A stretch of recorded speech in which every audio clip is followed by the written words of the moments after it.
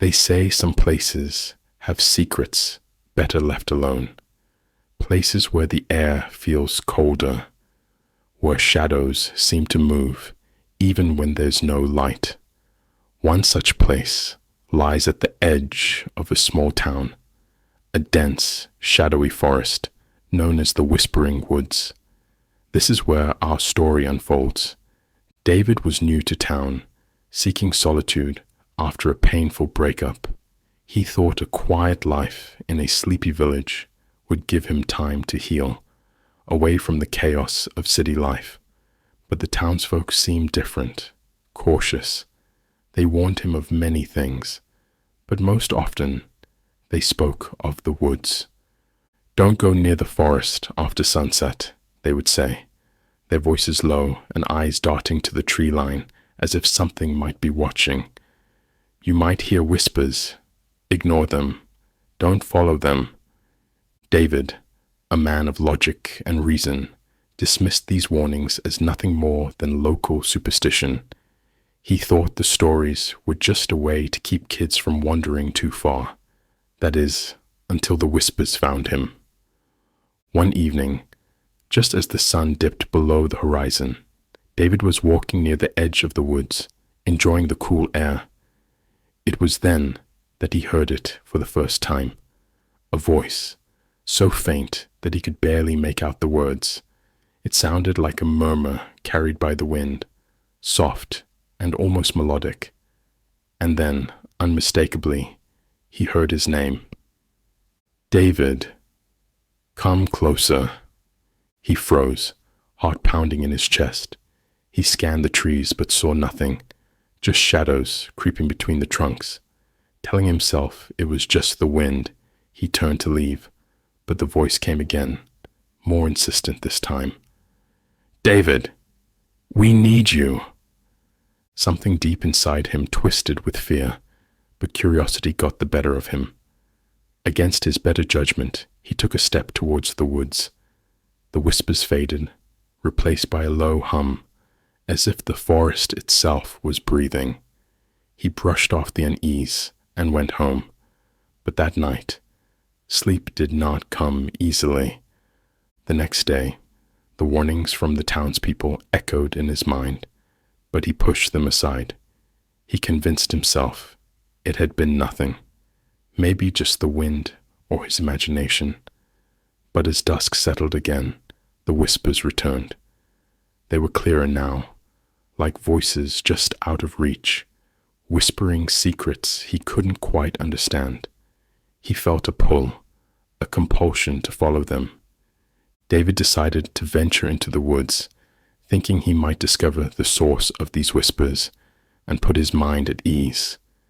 He brought a flashlight and headed down a path that he had never noticed before. It twisted and turned, leading him deeper into the forest than he intended. He walked for what felt like minutes, but when he checked his watch, hours had passed. The whispers grew louder, but the words made no sense. Overlapping phrases, desperate pleas, and disjointed murmurs. Panic began to creep in, but he pressed on, convinced he was close to finding the truth. Then he found the clearing. In the center stood a massive oak tree, its roots twisted and ancient. At its base was an old wooden box, weathered and covered in moss. Inside were photographs, images of people standing in the same clearing, their faces frozen in expressions of terror. His blood ran cold when he found the lost photo. It was of him, taken just minutes ago, though no one had been there. He stumbled back, dropping the box, and that's when he saw it. A shadowy figure, standing just beyond the edge of the clearing, its form shifting like smoke, its face blurred and indistinct.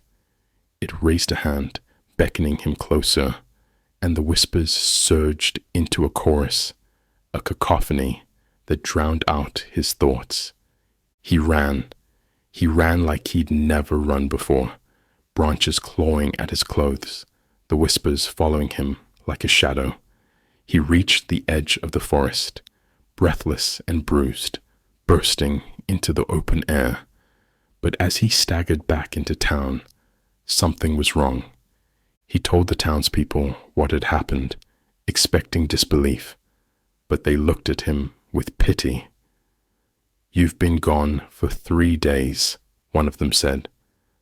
David shook his head, insisting it had only been a few hours, but when he checked his phone, the date confirmed it. Days had slipped away in those woods. After that, David tried to return to his normal life, but the whispers never left him. They followed him to his home, creeping through the cracks in the walls, whispering secrets he didn't want to hear. He saw shadows where there should have been none, reflections that lingered too long in the mirror. The townspeople avoided him, muttering under their breath, calling him marked. Desperate, he decided to leave the town, but every road he took led him back to the woods. It was as if the forest had wrapped itself around him, drawing him back into its dark embrace.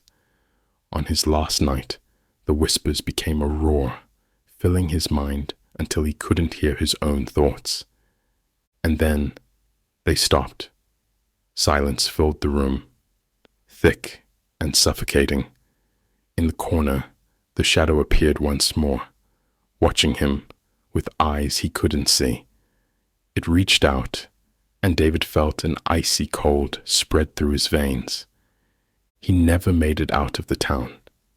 The next morning, the townspeople found his home empty, the door wide open, and a single photograph left on the table. An image of David standing in that same clearing, his face twisted in fear. They buried the photo beneath the old oak tree, like all the others before him, knowing that soon someone else would hear the whispers, because the forest is always hungry, always waiting for the next soul to wander too far, to listen to the voices that never die.